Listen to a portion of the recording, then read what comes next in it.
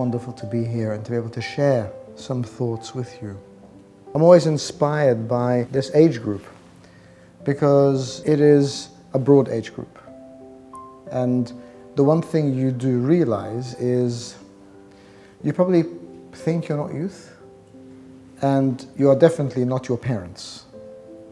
And so you sit in this very particular demographic that we try to cater for as much as we can, because it is important for us to cater for you and to be here for you, to support you. Tonight we're speaking about boundaries. Is it okay to have boundaries? Is it okay to create your own space, have your own space, protect your own space? Do you have to always be together? Realistically, it is a personal choice. I have seen a variety. I have seen couples that live in each other's pockets all the time. I have seen couples that have very separate lives, yet are very strong with each other. I have seen couples that maintain a sense of togetherness, but then have their own space. And so I think for you, realistically, it depends on your makeup. Because distance and proximity are very personal things. As you have discovered in marriage, there is no one size that fits all. What works for you doesn't work for another couple.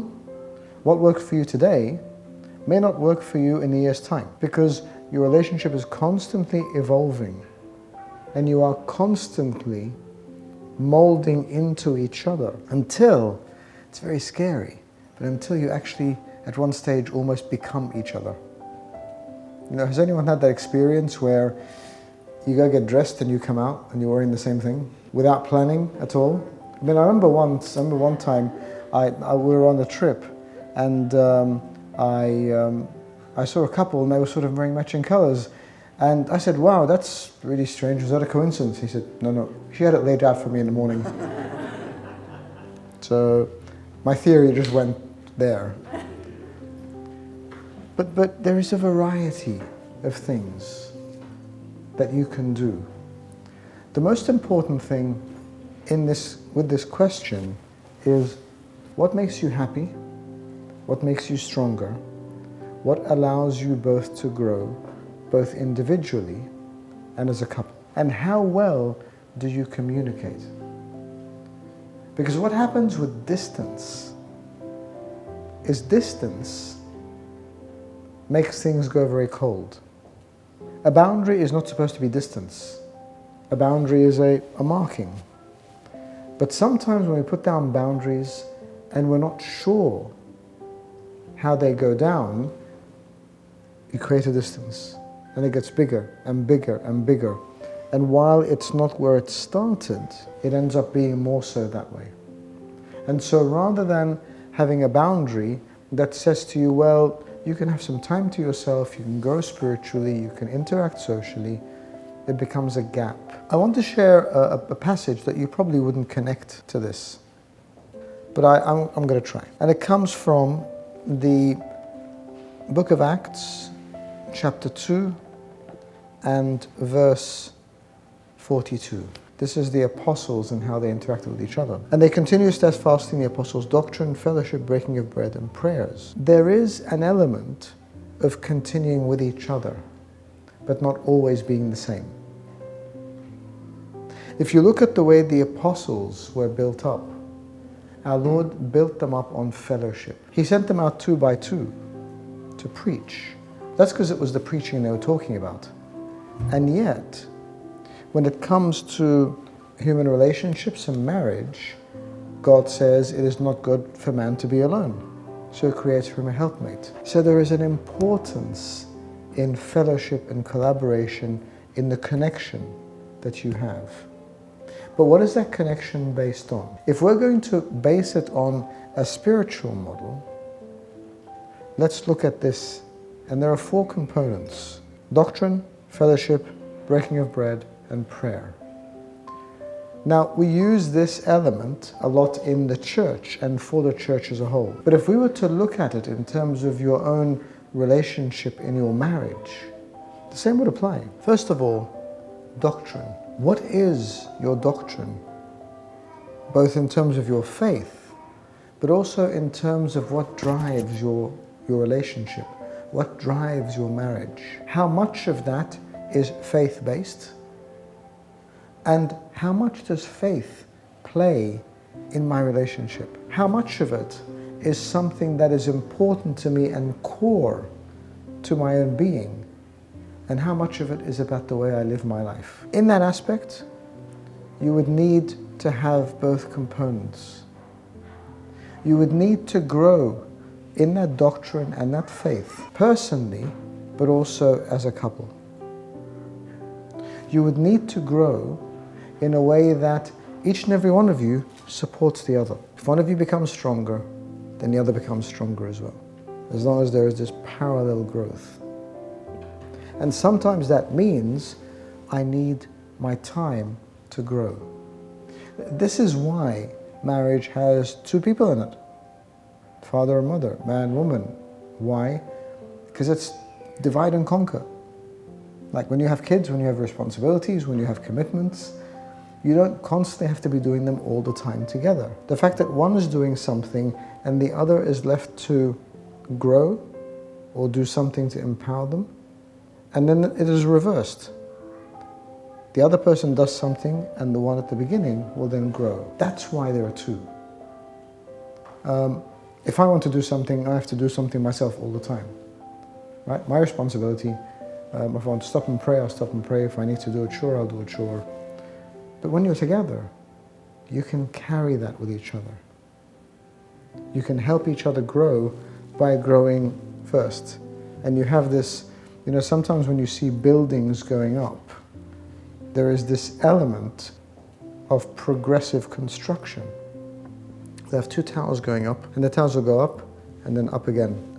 Why? Because they build off each other's strength. And so as one goes, you piggyback off that, and it has the same, and again. And that's important in your relationship, to grow off each other and to give each other the opportunity to grow. Sometimes that will mean, I need some retreat time. I need to go and pray. You look after the house, you look after the chores, you look after responsibilities, you look after the kids, do something, and I will go. Sometimes it means that I just need to spend some time in reflection and contemplation. I need to spend time in prayer. I need to spend time in my own spiritual growth. Sometimes it just means I also need to spend time socially. That's a difficult one, because you have to be on the same page for that one, right? And again, you see several models where one will say, we do everything together. Everything social we do together. Another will say, no, he does his thing, I do mine, she does her thing, I do mine. And it works that way. It depends on the model, as I said, but just make sure that that model of collaboration and cooperation doesn't suddenly become a model of independence. You can spend some time alone, that's fine, but you should never ever become independent of each other, ever. In actual fact, you were created and you enter into this relationship and you continue in it reliant on the fact that you are interdependent. Not that you don't have your own ability, not that you can't do your own thing, not that you're not personally empowered, but that you are interdependent. And I've seen such beautiful examples of that, where you see the interdependence becoming a springboard. Like I said, that the growth where, because I depend on you, then I reach up and I hold on to you. And then you depend on me and reach up and hold on to me. And that allows us to continue to grow and to look upwards. And that's where the concept of the next point, which is the fellowship, is.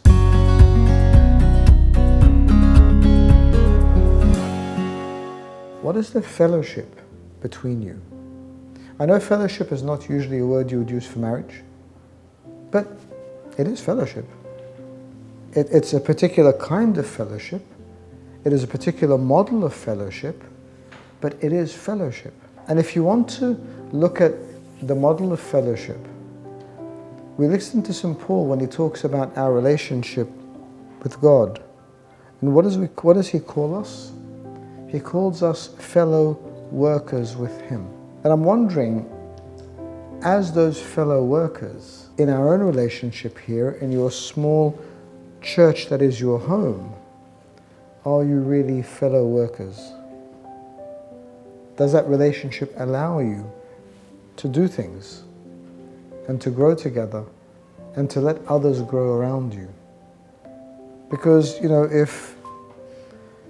if you have children, then your increased fellowship, your becoming fellow workers, means that you are able to let your children, your dependents, grow around you. The stronger you are, the stronger they are.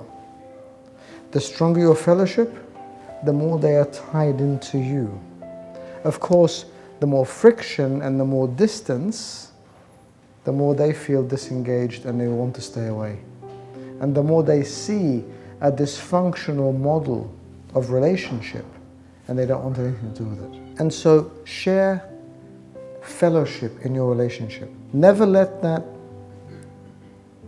time that you spend alone, or that short while where you put a boundary, ever take away from that fellowship. It shouldn't. It should actually help it grow. Take it as a given. Anything that does not lead your relationship forward, anything that does not make you stronger, anything that doesn't make you more capable as a couple, is not for you. I don't know why, I just got this image where you go to a gym and you just build up your right arm. Right? That's all you do. Build up your right arm. And your left arm just stays there. What does that look like after a week, a month, a year?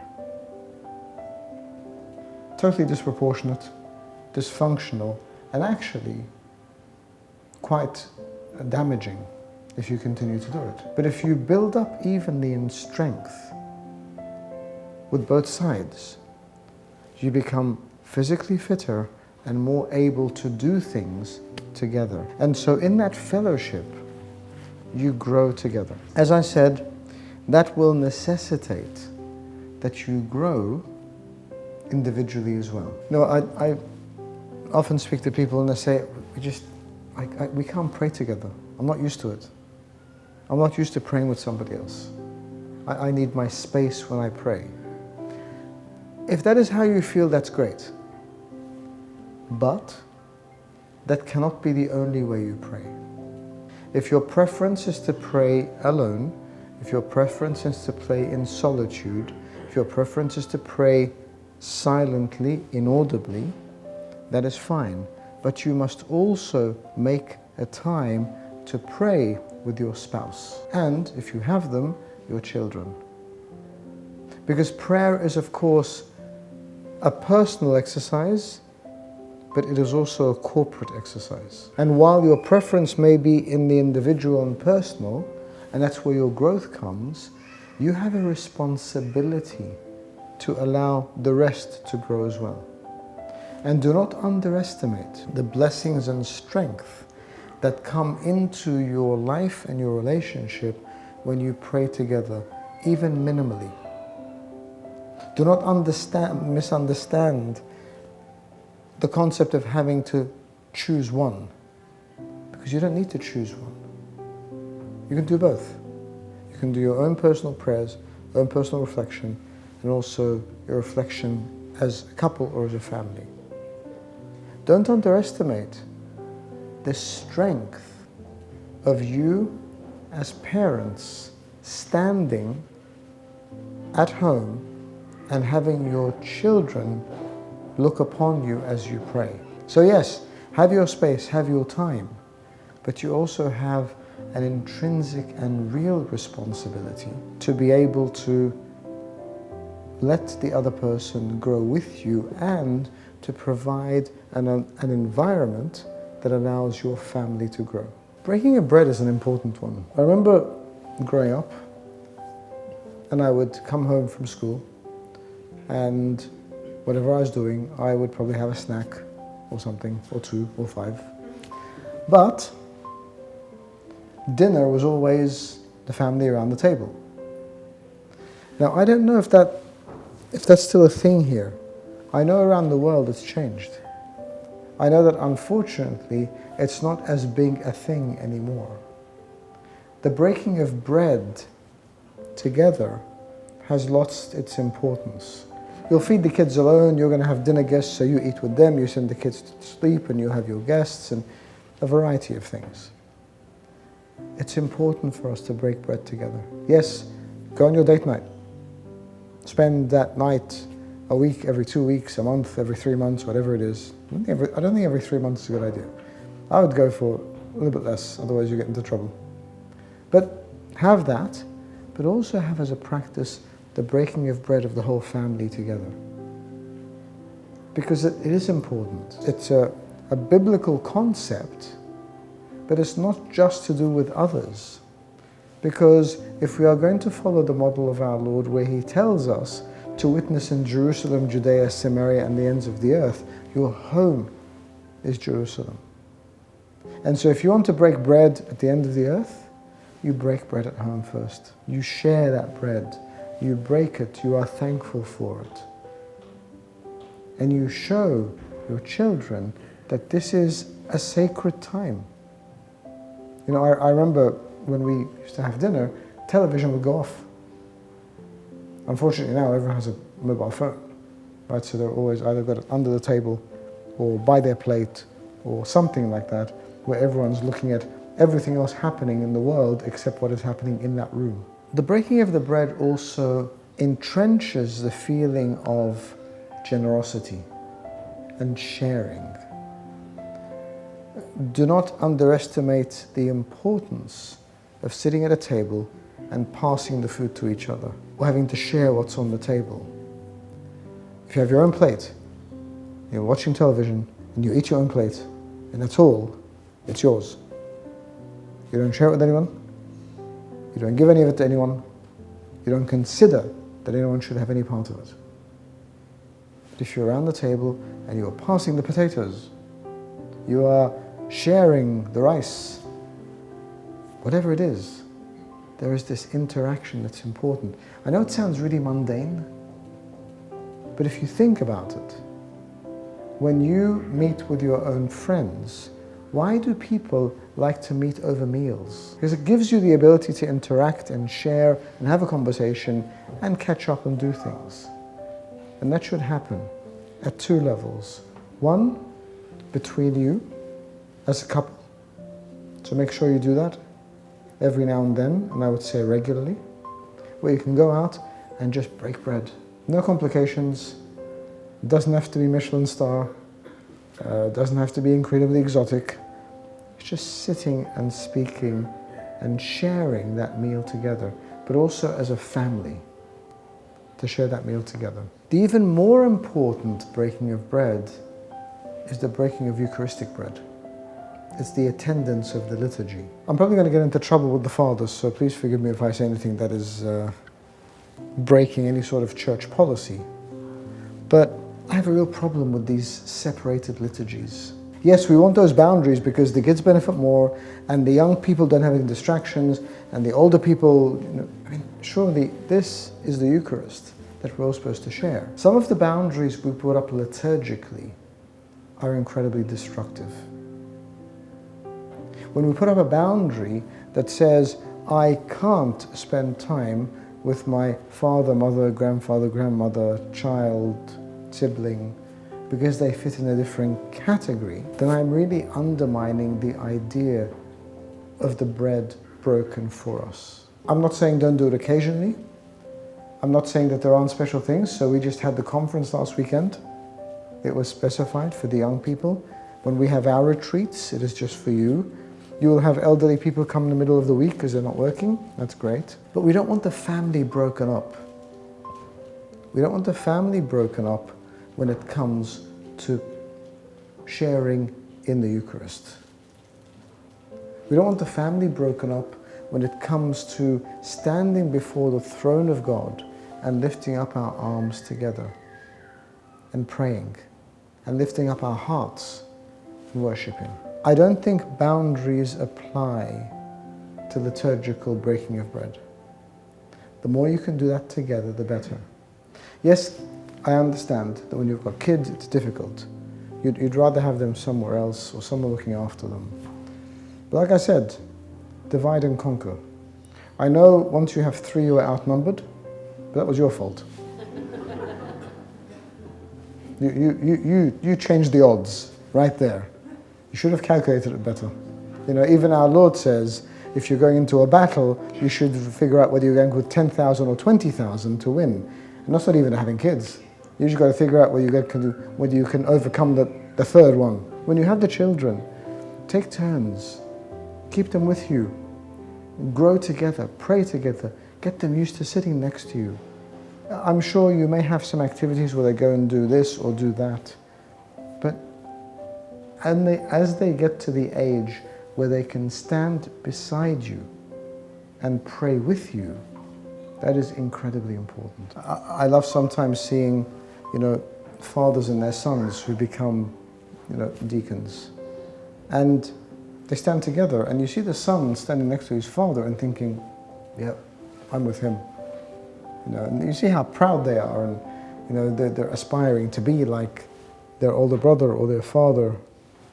And you see that the father looking with great pride at his son, unless of course he's trying to set fire to something with the candle. That becomes slightly problematic. So that breaking of bread Eucharistically is incredibly important. Make sure it happens. Make sure that doesn't become a boundary, because boundaries don't belong in that space.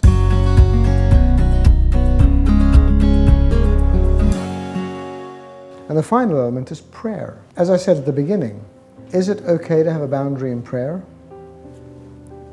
Let's not call it a boundary, let's call it a provision for our own particular needs. I know some people just cannot pray with anybody else, but I'm sure you found it difficult to share a space, to have your toothbrush in somebody else's proximity, or to have to, share certain items that were just sacred to you. But in marriage, you learn to. And when you have kids, all of that goes totally out the window, because they are probably mopping the floor with stuff that would never have dreamt of in the past. And you learn to share that space, you learn to share that experience, and you learn to not respond, because it becomes a blessing and a joy. It becomes part of the growth and the inspiration. So regardless of how you feel about prayer, do it by yourself if you have to, but always dedicate time of prayer for you as a family. Make sure. It's really important. It is incredibly important. I have one lovely young man whose wedding I just officiated 2 weeks ago. But when I first went to England, he was literally a few months old. When he became 18 months, his parents, and there were 3 brothers, his parents would always stand and pray together. And you'd have the youngest one holding up an agbeya as well, but it would be upside down. Literally upside down. He couldn't read, but he was mimicking. He was standing there seeing what his parents were doing and doing the same. And he has grown up to be a wonderful young man. And that life of prayer, that family life, that life of sharing, that life of mentorship, of cultivation, has paid off. So, is there space for boundaries? Yes, sometimes, by agreement, not by force, not by imposition. This is my time. Well, Yes, but you don't fight for it, you agree on it. You come to an agreement. But don't ever let your time be an obstacle for the things that you must share together. Don't let your time be an obstacle for the times you grow together, for the foundations you lay together, for the fruits that you observe in yourselves and in your families. And never ever let those boundaries become obstacles, because boundaries are supposed to sometimes define your space, not keep the other person out. Agree on boundaries, but never ever build walls, and that is important to do. Pray God's blessing upon you, that He continues to grow you as a couple, as a family, that He continues to bless you in every way, that you continue to grow individually and collectively, and that your space, whether it's on your own or together, is always filled with the love of God, and always has from it shining His love into the world and His light. And glory be to God forever.